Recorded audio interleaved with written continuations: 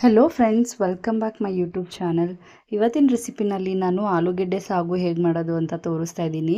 ಈ ರೀತಿ ಸಾಗು ಮಾಡ್ಕೊಂಡಾಗ ಇದಕ್ಕೆ ಪೂರಿ ತುಂಬಾ ಚೆನ್ನಾಗಿರುತ್ತೆ. ನಾನಿವತ್ತು ದೋಸೆ ಜೊತೆಗೆ ಮಾಡ್ಕೊಂಡಿದ್ದೆ. ದೋಸೆಗಾಗಲಿ ಚಪಾತಿಗಾಗಲಿ ತುಂಬಾ ಟೇಸ್ಟಿಯಾಗಿರುತ್ತೆ. ನೀವು ಒಂದ್ಸಲ ಟ್ರೈ ಮಾಡಿ. ಇವಾಗ ರೆಸಿಪಿ ನೋಡೋಕ್ಕಿಂತ ಮುಂಚೆ ಯಾರೆಲ್ಲ ನನ್ನ ಚಾನಲ್ನ ಇನ್ನೂ ಸಬ್ಸ್ಕ್ರೈಬ್ ಮಾಡಿಲ್ಲ, ಪ್ಲೀಸ್ ಈ ಕೂಡಲೇ ಸಬ್ಸ್ಕ್ರೈಬ್ ಮಾಡಿ, ಲೈಕ್ ಮಾಡಿ, ಶೇರ್ ಮಾಡಿ, ಹಾಗೆ ಬೆಲ್ ಐಕಾನ್ ಮೇಲೆ ಕ್ಲಿಕ್ ಮಾಡಿ. ಇವಾಗ ಹೇಗೆ ಮಾಡೋದು ಅಂತ ನೋಡ್ಕೊಳ್ಳೋಣ.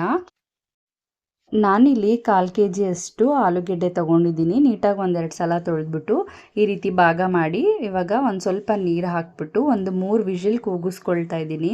ಇದಕ್ಕೆ ನಾನು ಉಪ್ಪು ಅರಿಶಿನ ಇವಾಗೇನು ಹಾಕ್ಕೊಳ್ತಾ ಇಲ್ಲ, ಹಾಗೆ ಕೂಗಿಸ್ಕೊಳ್ತಾ ಇದ್ದೀನಿ. ಇವಾಗ ಇಲ್ಲಿ ಒಂದು ಪ್ಯಾನ್ ಇಟ್ಕೊಂಡಿದ್ದೀನಿ. ಪ್ಯಾನ್ ಒಂದು ಸ್ವಲ್ಪ ಬಿಸಿ ಆದಮೇಲೆ ಇದಕ್ಕೆ ಒಂದು 3 ಸ್ಪೂನಷ್ಟು ಎಣ್ಣೆ ಹಾಕ್ಕೊಳ್ಳೋಣ.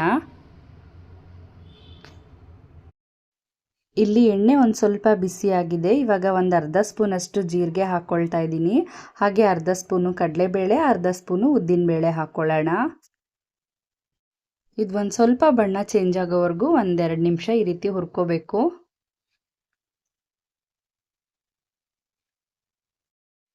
ಇಲ್ಲಿ ನಾನು 3 ಮೀಡಿಯಮ್ ಸೈಜ್ ಈರುಳ್ಳಿ ತೊಗೊಂಡಿದ್ದೀನಿ. ಈ ರೀತಿ ಸಣ್ಣದಾಗಿ ಉದ್ದುದ್ದಕ್ಕೆ ಹೆಚ್ಚಿಟ್ಕೊಂಡಿದ್ದೀನಿ. ಇಲ್ಲಿ ಕಡಲೆಬೇಳೆ, ಉದ್ದಿನಬೇಳೆ ಸ್ವಲ್ಪ ಬಣ್ಣ ಚೇಂಜ್ ಆದಮೇಲೆ ಇದಕ್ಕೆ ಈರುಳ್ಳಿ ಸೇರಿಸ್ಕೊಳ್ಳೋಣ. ಈರುಳ್ಳಿನೂ ಅಷ್ಟೇ 1-2 ನಿಮಿಷ ಮೀಡಿಯಮ್ ಫ್ಲೇಮಲ್ಲಿ ಹುರ್ಕೋಬೇಕು. ಇದು ಒಂದು ಸ್ವಲ್ಪ ಹುರ್ಕೊಂಡಾದಮೇಲೆ ನಾನಿಲ್ಲಿ 1 ಗರಿಯಷ್ಟು ಕರಿಬೇವನ್ನ ಸೇರಿಸ್ಕೊಳ್ತಾ ಇದ್ದೀನಿ. 1-2 ನಿಮಿಷ ಹುರ್ಕೊಂಡಾದಮೇಲೆ ಇಲ್ಲಿ 2 ಹಸಿಮೆಣಸಿನ್ಕಾಯಿ ತೊಗೊಂಡಿದ್ದೀನಿ. ಈ ರೀತಿ ಮಧ್ಯ ಭಾಗ ಸೀಳಿ ಅದನ್ನು ಕೂಡ ಸೇರಿಸ್ಕೊಳ್ತಾ ಇದ್ದೀನಿ.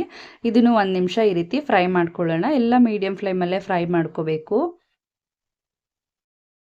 ನಾನಿಲ್ಲಿ ಇವಾಗ ಒಂದು ಸ್ವಲ್ಪ ಉಪ್ಪು ಹಾಕ್ಕೊಳ್ತಾ ಇದ್ದೀನಿ. ಈರುಳ್ಳಿಗೆ ಎಷ್ಟು ಬೇಕೋ ಅಷ್ಟು ಮಾತ್ರ ಹಾಕ್ಕೊಳ್ತಾ ಇದ್ದೀನಿ. ಉಪ್ಪು ಹಾಕ್ಕೊಂಡ್ಮೇಲೆ 1-2 ನಿಮಿಷ ಈ ರೀತಿ ನೀಟಾಗಿ ಮಿಕ್ಸ್ ಮಾಡ್ಕೋಬೇಕು.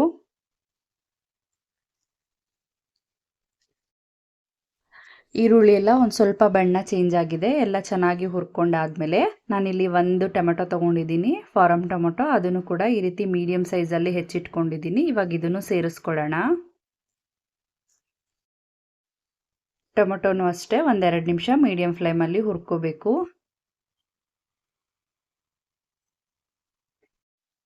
ಇಲ್ಲಿ ಟೊಮೊಟೊ ಎಲ್ಲ ಹುರಿಯೋ ಅಷ್ಟರಲ್ಲಿ ನಾನು ಇನ್ನೊಂದು ಕಡೆ ಆಲೂಗೆಡ್ಡೆ ಎಲ್ಲ ಬೇಯಿಸಿಟ್ಟಿದ್ದೀನಲ್ಲ, ಅದನ್ನೆಲ್ಲ ಸಿಪ್ಪೆ ತೆಗೆದ್ಬಿಟ್ಟು ಈ ರೀತಿ ಚೆನ್ನಾಗಿ ಸ್ಮ್ಯಾಶ್ ಮಾಡ್ಕೊಳ್ಳೋಣ.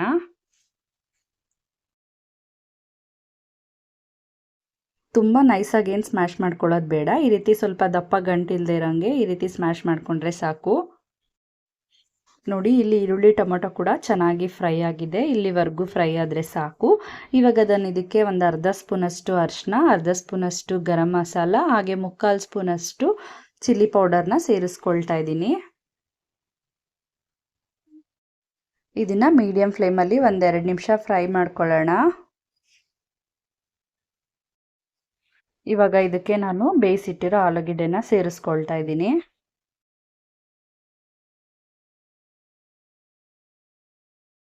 ಇವಾಗ ಇದನ್ನು ನೀಟಾಗಿ ಮಿಕ್ಸ್ ಮಾಡ್ಕೋಬೇಕು.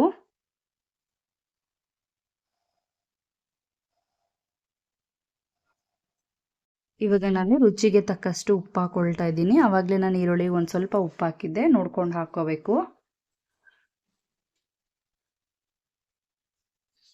ಇವಾಗ ಇದಕ್ಕೆ ನಾನು 1 ಗ್ಲಾಸಷ್ಟು ನೀರು ಸೇರಿಸ್ಕೊಳ್ತಾ ಇದ್ದೀನಿ. ನೀರು ನೋಡ್ಕೊಂಡು ಹಾಕ್ಕೊಳ್ಳೋಣ. ನೀಟಾಗಿ ಮಿಕ್ಸ್ ಮಾಡಿಕೊಂಡು 1-2 ನಿಮಿಷ ಇದನ್ನು ಕುದಿಯೋಕೆ ಬಿಡಬೇಕು.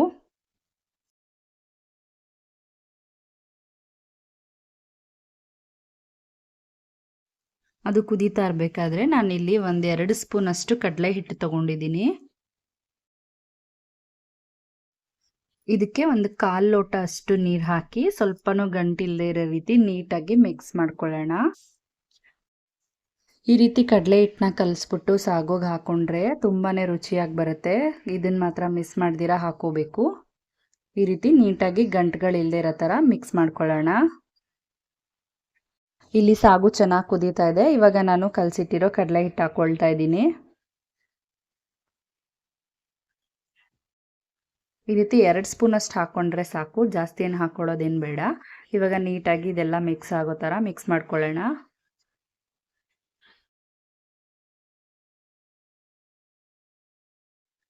ಇಲ್ಲಿ ಒಂದು ಸ್ವಲ್ಪ ಗಟ್ಟಿ ಅನ್ನಿಸ್ತು ಅಂದ್ಬಿಟ್ಟು ನಾನು ಅದೇ ಬಟ್ಲಿಗೆ ಒಂದು ಸ್ವಲ್ಪ ನೀರು ಹಾಕಿ ಮಿಕ್ಸ್ ಮಾಡ್ಕೊಳ್ತಾ ಇದ್ದೀನಿ. ಇವಾಗ ಒಂದು 10 ನಿಮಿಷ ಬೇಯಕ್ಕೆ ಬಿಡೋಣ. ಇವಾಗ ಚೆನ್ನಾಗಿ ಬೆಂದಿದೆ. ಕೊನೆಯದಾಗಿ ನಾನಿಲ್ಲಿ ಒಂದು ಸ್ವಲ್ಪ ಕೊತ್ತಂಬರಿ ಸೊಪ್ಪು ಉದುರಿಸ್ಕೊಂಡು ಒಂದೆರಡು ಸಲ ಮಿಕ್ಸ್ ಮಾಡಿಕೊಂಡ್ರೆ ಆಲೂಗೆಡ್ಡೆ ಸಾಗು ರೆಡಿ ಆಗುತ್ತೆ. ಈ ಥರ ಸಾಗು ಮಾಡ್ಕೊಂಡಾಗ ಪೂರಿ, ಚಪಾತಿ, ದೋಸೆಗೆ ಎಲ್ಲದಕ್ಕೂ ತುಂಬಾ ರುಚಿಯಾಗಿರುತ್ತೆ. ನೀವು ಒಂದ್ಸಲ ಟ್ರೈ ಮಾಡಿ. ನಾನಿವತ್ತು ದೋಸೆ ಮಾಡ್ಕೊಂಡಿದ್ದೆ. ದೋಸೆ ಜೊತೆಗೆ ಸಕ್ಕತ್ತಾಗಿತ್ತು. ಈ ವಿಡಿಯೋ ಏನಾದರೂ ನಿಮ್ಗೆ ಇಷ್ಟ ಆಗಿದ್ದರೆ ಪ್ಲೀಸ್ ನನ್ನ ಚಾನಲ್ನ ತಪ್ಪದೆ ಸಬ್ಸ್ಕ್ರೈಬ್ ಮಾಡಿ. Thank you.